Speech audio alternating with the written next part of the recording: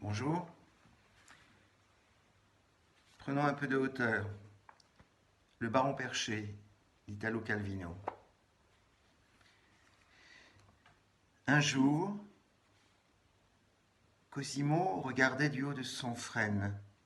Le soleil brillait, un rayon traversa le pré qui de vert petit pois devint vert émeraude.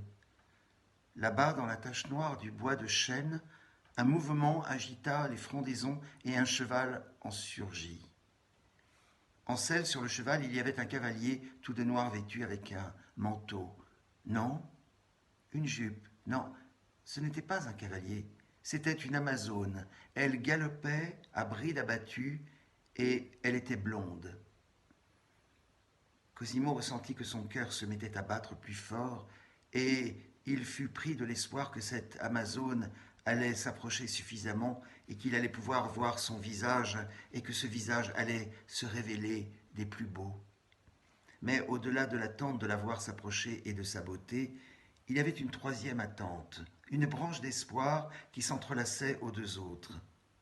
Et c'était le désir que cette beauté toujours plus lumineuse répondit à un besoin de reconnaître une impression connue et presque oubliée, un souvenir dont il ne serait resté qu'une simple ligne, une couleur, et dont on voudrait faire émerger tout le reste, ou mieux, le retrouver dans quelque chose de présent.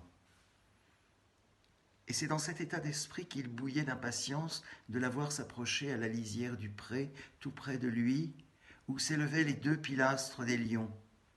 Mais cette attente devint douloureuse parce qu'il s'aperçut que l'Amazone ne coupait pas le pré en ligne droite en direction des lions, mais en diagonale, de telle sorte qu'elle n'allait pas tarder à disparaître de nouveau dans les bois. Il allait la perdre de vue quand elle fit tourner brusquement son cheval, et voilà maintenant qu'elle coupait le pré dans une autre diagonale qui l'aurait sans doute ramené un peu plus près de lui, mais qui l'aurait fait aussi disparaître dans la partie opposée du pré. Dans le même temps, Cosimo vit avec un certain énervement que des bois avaient surgi sur le pré de deux chevaux marrons montés par deux cavaliers, mais il fit de son mieux pour chasser tout de suite cette pensée. Décida que ces cavaliers n'avaient aucune importance, il suffisait de voir comment ils brinque-ballaient derrière elle, c'était clair. Il ne comptait pas, et pourtant, il devait le reconnaître. Il l'énervait. Et voici que l'Amazone, avant de disparaître dans le pré, une nouvelle fois faisait accomplir une volte à son cheval, mais avec cette volte, elle revenait sur ses pas et s'éloignait de Cosimo. Non, désormais le cheval tournait sur lui-même et partait au galop, et cette feinte semblait faite exprès pour désorienter les deux cavaliers brinque-ballant, et en effet, à l'instant même, ils étaient en train de galoper très loin d'elle et ne s'étaient pas aperçus qu'elle s'en allait dans une direction opposée. Désormais, tout allait pour le mieux. L'Amazone galopait dans le soleil, toujours plus belle, et correspondant toujours mieux à la soif de souvenirs de Cosimo, et la seule chose qui pouvait l'inquiéter, c'était le zigzag continu de son allure qui ne laissait rien présager de ses intentions.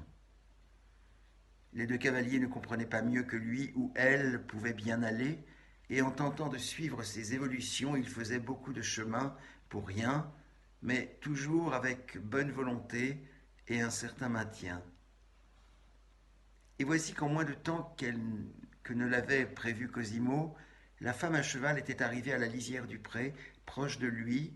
Elle passait désormais entre les deux pilastres au lion, qui semblaient avoir été placés là en son honneur, et elle se tournait vers le pré et vers tout ce qu'il y avait au-delà du pré, avec un large geste qui pouvait être d'adieu, et elle galopait vers l'avant, passait sous le frêne, et Cosimo avait bien vu son visage et son corps droit sur la selle, le visage qui était tout à la fois celui d'une femme fière et d'une petite fille, le front heureux de se trouver au-dessus de ses yeux, les yeux heureux de se trouver sur ce visage, le nez, la bouche, le menton, le cou, chaque chose en elle heureuse de toutes les autres choses en elle, et tout rappelait la fillette vue alors qu'elle avait 12 ans sur la balançoire le premier jour qu'il était monté sur l'arbre.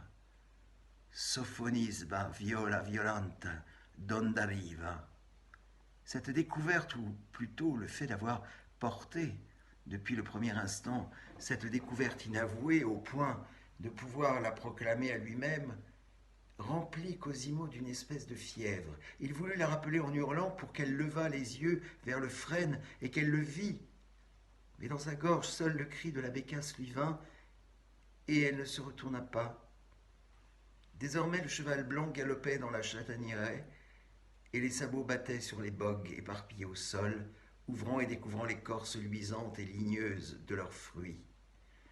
L'Amazone dirigeait son cheval tantôt d'un côté, tantôt de l'autre, et Cosimo pensait qu'elle était déjà loin et inatteignable. Et alors, sautant d'arbre en arbre, il la voyait à nouveau reparaître avec surprise dans la perspective des troncs, et cette manière de se mouvoir excitait davantage encore le feu du souvenir qui flamboyait dans la mémoire du baron. Il voulait l'appeler, signaler sa présence, mais de ses lèvres ne venait que le gloussement de la perdrix grise, et la cavalière ne lui prêtait aucune attention. Les deux cavaliers qui la suivaient semblaient comprendre encore moins que lui ses intentions et sa destination et continuaient à partir dans de fausses directions, se perdant dans les ronces ou s'enlisant dans les marécages, alors qu'elle filait comme une flèche, sûre d'elle et insaisissable.